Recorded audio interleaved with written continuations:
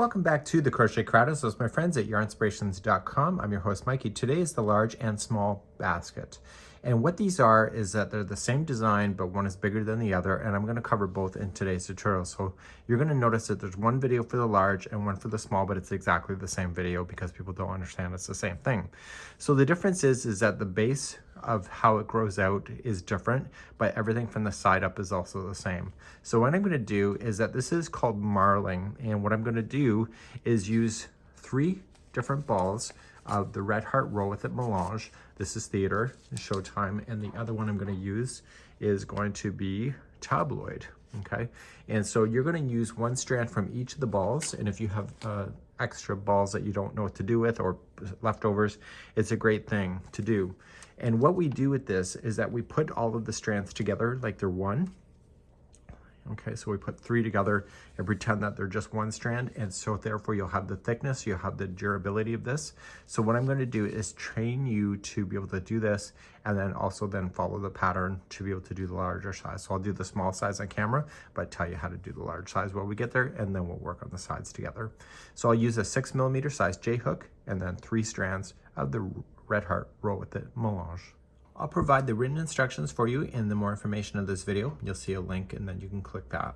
So holding the 3 strands together, pretend that they're one, and you're just going to create a slip knot. I think this is an intermediate level because I've used the bead stitch.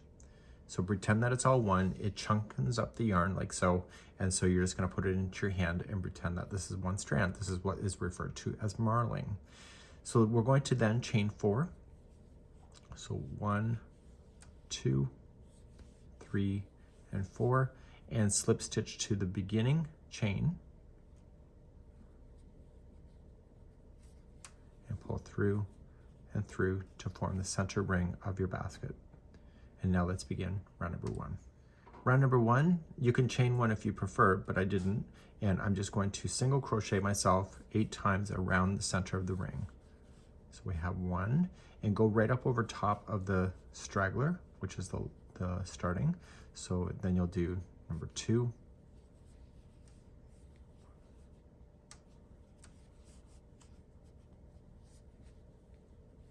3, 4, 5, 6, 7. And it's going to be a lot in there, so just move it around and get that 8th one in, and you'll join that with the beginning one, single crochet. If you're not sure, count it back. So 1, 2, 3, 4, 5, 6, 7, and 8. So 1, 2, 3, 4, 5, 6, 7, and 8. So once you have that done, you're going to slip stitch. And then if you went over top of the straggler like I just showed you, you can safely just cut that right down, and then you'll never see that. And let's move on to round number 2. Round number 2, you're going to chain 1, and then every stitch that you did around, starting with the one that you did the join, is going to have 2 single crochets in it. Okay, so just apply 2 singles in each of the stitches around, and so that will give you a total count of 16 single crochets. You'll notice in the pattern I gave you the stitch counts for everything, because usually people message and ask, and so I decided to skip the step of you having to ask me, and I provided it right in the pattern. So provide 2 single crochets in each stitch around, and I'll be right back in a moment. Once you get around, the first one always looks like it's a stitch, but it's not, and you're just going to slip stitch to the beginning. Now I'm going to say something to you now, and some crocheters in the past have called me out for being condescending, but if you can identify the stitch, you don't have to count as much. And that doesn't mean that I'm being condescending, but if you can actually look to see where the stitches are, it makes your life a lot easier. So I'm going to demonstrate this in number 3 and show you what to look for. Starting in number 3, we're now going to do a growth stage, and we're going to keep doing the same repeating. And I want you to picture that this is an 8 slice. There's 8 slices of the pie, and each pie has to have a certain amount of stitches in order to grow equally. So we're going to create the first pie. So we're going to chain up 1, and you're going to put 2 singles into the first one. So then that pie needs 1 more stitch, so then there's going to be 1 by itself. So here's the next pie, is 2 into the next one, and 1 by itself. And you see how the colors are changing automatically? It's really neat. So I want you to continue that same idea going around, and then so it's 2 and 1, 2 and 1 all the way around. And there's going to be 24 single crochets when you get around. Whenever you're doing the growth, the very last stitch should just be 1 on its own. And that's because the one before it was 2 into the same. So just remember that, okay? So you're never going to finish with 2 singles into the same stitch. So once you have that done, you're just going to slip stitch to the top, and that will be number 3. Let's move on to number 4. So we're going to move on to number 4.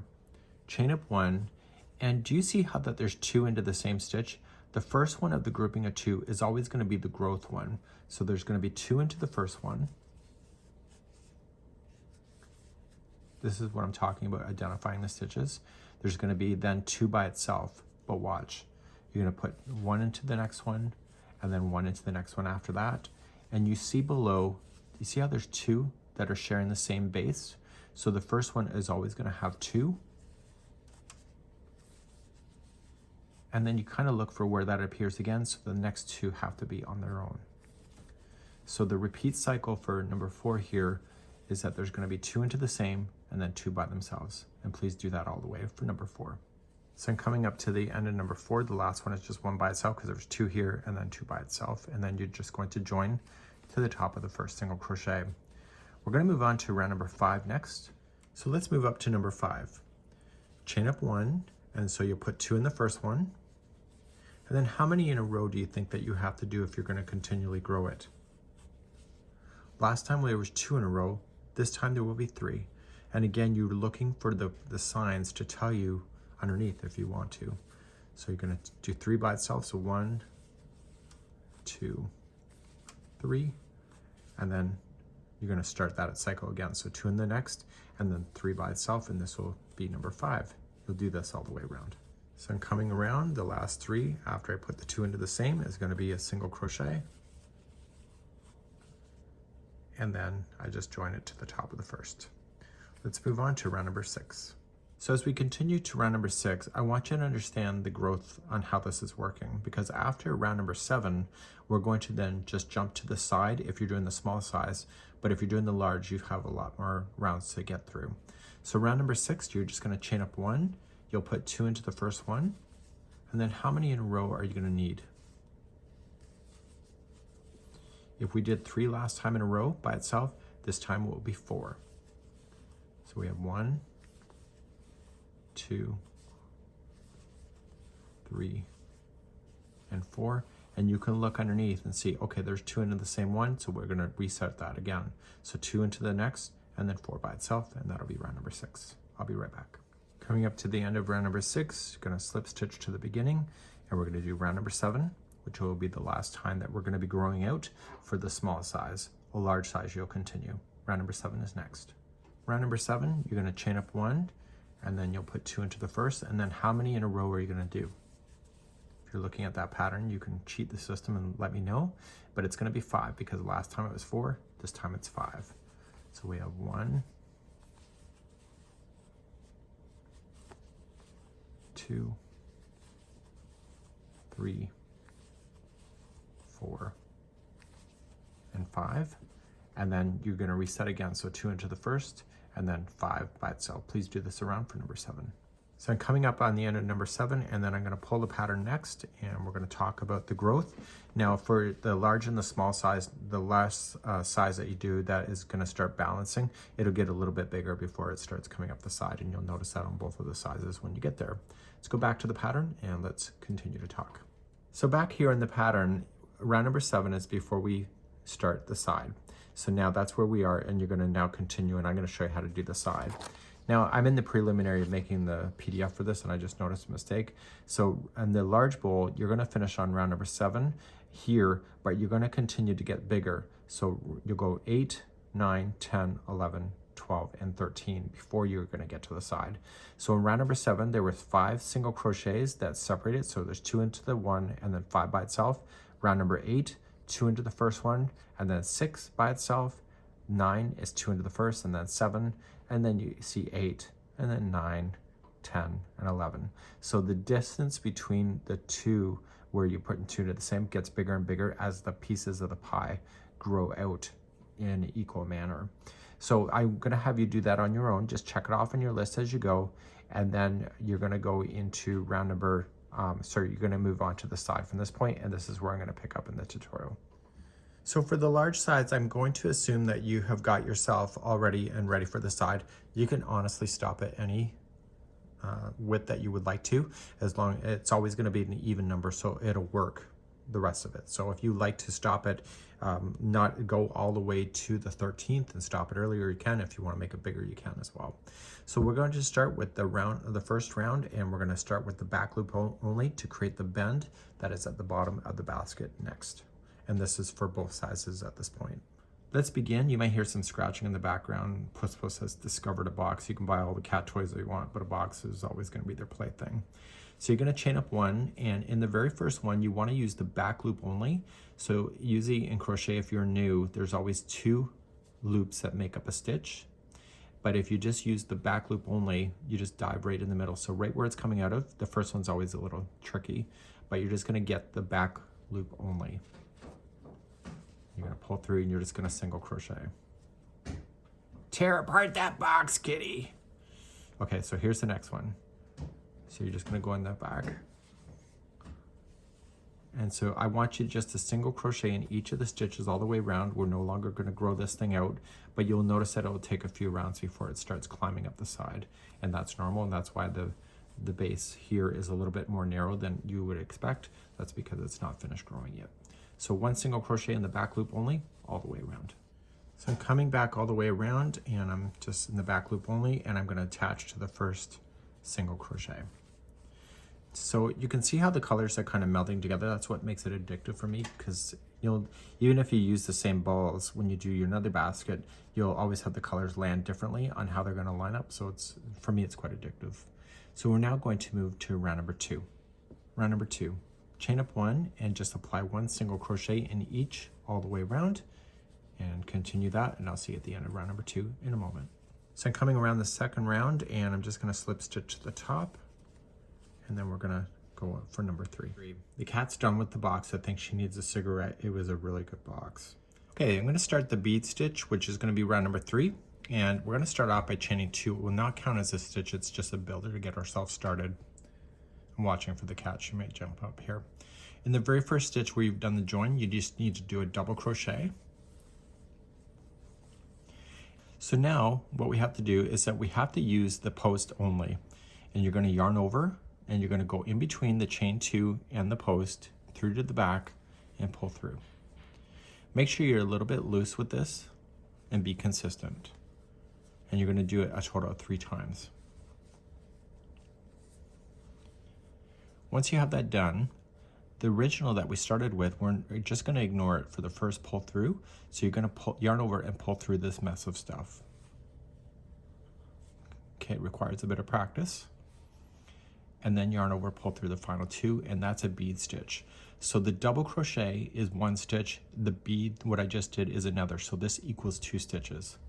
So we're going to come back down on the line, skip the next one, and start again. So you'll start by double crocheting first, so you have the post to be able to wrap around. So yarn over and going around that post. So once, yarn over again, twice, yarn over again, 3 times, and pull through. And so when you pull through, you want to ignore the first one that you started with. Okay, just kind of wiggle it and yarn over, pull through 2. And there is another bead stitch. Now I'm making this look simple. This is actually the 4th take, just to show you that it's possible without like snagging on stuff, but sometimes you do, and just be patient, and I would prefer to show you too from this perspective so I'm not getting you all confused. So please do this bead stitch all the way around, making sure you're skipping 1 stitch before each one. When you get all the way around, and if you're using this yarn, you can see that each of the beads almost has a different tinge to it. It's really neat. So after the final bead stitch, you're going to attach to the first double crochet. So there's a double crochet and then a bead stitch, double crochet and a bead stitch. So attach to the double crochet, and we're going to move on to round number 4 next. Round number 4, chain up 1, and you're going to apply 1 single crochet in each stitch. So the first one is in the double crochet, and the next one is in the bead stitch itself. The next one is in the double crochet, and the next one is in the bead stitch itself. Okay, so please do that all the way around for round number 4. So coming all the way around, this is in the bead stitch as your last one, so you're just going to slip stitch to the first. Now we're going to do something slightly different for the cluster round and number 5, and here's what we're going to do. Whenever you do clusters, whenever you create the cluster automatically bows out like a bowl, and it always bowls out towards the opposite side of the work. So if I did a cluster right now, the interior of the bowl will have that look of collapsing on the interior. So what I want you to do is flip the project around. It's called turning, and just flip it around like this. Okay, so this is technically the outside of the bowl. I just flipped it. Now that we're turned, we're going to chain up 2, will not count as anything. And in the very first one, you're going to do a 3 together double crochet. So just yarn over and in, pull through 2 and hold. Do it again, pull through 2 and hold, then yarn over again and in, pull through 2 and hold. Once you see 4 loops on your hook, yarn over, pull through all of them, and then chain 1 to move on. Skip the next one and then do the cluster in the next. So it's a 3 together double crochet. And I want to show you something here after I'm done this one. So you can see that it bowls out away from me and it creates a bump. So because I had you turn around, it's going to create the bump to be on the outside of the bowl. So I want you to do this all the way around. So skip the next one, cluster in the next, chain 1, skip the next one, cluster, and do that. And I'll be right back in a moment. So I'm just coming all the way around, and after the last cluster, make sure that you do chain 1 and reach over to the first cluster and attach. Now, we have to turn our work again, and we're now going to flip it so it's the right side facing out. Okay, so this is what it is. And because you did the cluster with it turned, you can see that it now matches the texture. So now let's begin round number 6. So round number 6, make sure that you're looking at the right side, which is all the bumps facing out towards you, and you're just going to chain up 1 and apply 1 single crochet into the top of the cluster, the one that you attach to, and then the next one is in the chain 1 space between the cluster. So just use the space. So top of cluster, between the cluster, and please do this all the way around for round number 6. Coming around to number 6, I'm at the top of this one. I still have the chain 1 space, and then I'm going to join to the beginning single crochet. Let's begin number 7. So number 7, it says chain 3 counts as the first double crochet and then 1 double crochet in each. It's a tutorial, so I'm going to show you a little thing that I would do if it were me, even though I wrote the damn thing. This is what I would consider doing. Chain only 1 and then put a double crochet in the first one. It keeps things nice and tight, but don't tell anybody I did that. This is just for your tutorial reference. So then I've just now double crocheted in the first one with the chain 1 that started it, and then I continue to go around with the double crochet. So you can either chain 3 or just do it the way I showed you, but I think that the chain 1 is a better look. But you know, whatever, you decide what's right for you. Go all the way around for round number 7. So I'm coming all the way around, double crocheting, and I'm going to attach to the first double crochet. If you did a chain 3 to count as a double crochet, then just attach to the top of the chain 3. We're now going to start with the brim itself of the bowl, and it's kind of flat on top, and I'll show you how to do that next. And so these will conclude the last final rounds to finish off your bowl. To do the brim, you're going to chain up 1 and using the front loop only. So before I had you use the back loop, this time only use the front loop. So come up underneath like this and in, and you're just going to single crochet on the front loop only. The back loop will stay available for you for the future, that you'll be referencing to fold the top around to create the top of the brim. So just use the front loop only, going all the way around, and I'll be right back in a moment. So I'm continuing with the front loops all the way around for round number 8. And when I get all the way around, I'm just going to slip stitch in the normal spot on the first single crochet. So just go right in there and slip. And let's move on to round number 9 through 11. Rounds number 9, 10, and 11 are all the same. Just chain up one and apply one single crochet in each. This is creating the top of the brim. You'll see it develop in the next round that we're going to come back to, which is round number 12. But please do these 3 rounds of 9, 10, and 11 of one single crochet in each round. So now that I've done up to number 11, number 12 is the final. Do you see this ridge right here? This is the remaining loop that was left over on the 8th round. Remember that we went into the front loops? This is the back loop. So when we go to do this next step, we're going to chain one, and we're only going to use the front loop, or sorry, the back loop on this one here. So coming in the back loop only, but you're not done. I want you to fold this and capture the back loop. The first one is always hard to find, but once you get the first one, you're just going to catch the remaining back loop here. Even if you're off by one, it doesn't matter too much because they're still the equal amount. And you're going to single crochet using those two and put it together. So then you jump to the back loop of this one and then come into the remaining loop on this one. And what you're doing is you're folding this brim in half and capturing it. So back loop and remaining loop, and you're going to single crochet yourself around. And this is what creates the bowl to have a flat surface on the top. So please do this all the way around for round number 12. So I'm coming around and the top of this is folded down and it's really neat. And I'm going to come to my last one. I'm going to show you a technique that is called, I don't remember what it's called actually, but I'm not going to attach it to the beginning. And I'm just going to trim all of these yarns so that there's enough there so I can throw it through a tapestry needle. So I want you to pull this up and pull it right out. And we're going to put all 3 onto a tapestry needle at the same time. So make sure you have a big one that can fit all 3 strands. So what they do in mandalas is that I want to attach it because it's a top surface. It looks pretty obvious. So you can see it on the picture of the original that it's there. So what I want you to do is that I want you to take this strand, this needle, and go across the stitch from the back side. Okay, so they're going to come here. And do you see where this is coming out of? It's popping out of that stitch. I want you to kind of pull tight and go down where this one is coming out of and go down into it. And this will make it look like it's a stitch. And when you pull on this, give it the same distance as everything else. It's almost gone, isn't it? So then fold it in behind here, and you're just going to just weave it in and out. And because you're working in the band area, it's really easy to hide this stuff.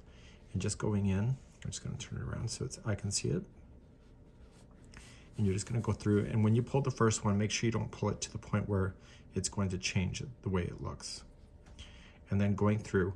Now just don't go between the strands, go and separate the strands itself. So don't be thinking that you just have to go in between strands, because it's better if you can actually break away the plies, because it gets really stuck quite nicely. And therefore it's gone. So now you can just safely trim that down. And now I have a second bowl to enjoy. And so when you look at the shape of this bowl, it's got a nice fat brim here, the way that the stitch is worked out, the way that it flattens off at the top. It's a really neat bowl. So this here is how to make the small and large bowl baskets by me. And we hope to see you again real soon. Bye-bye.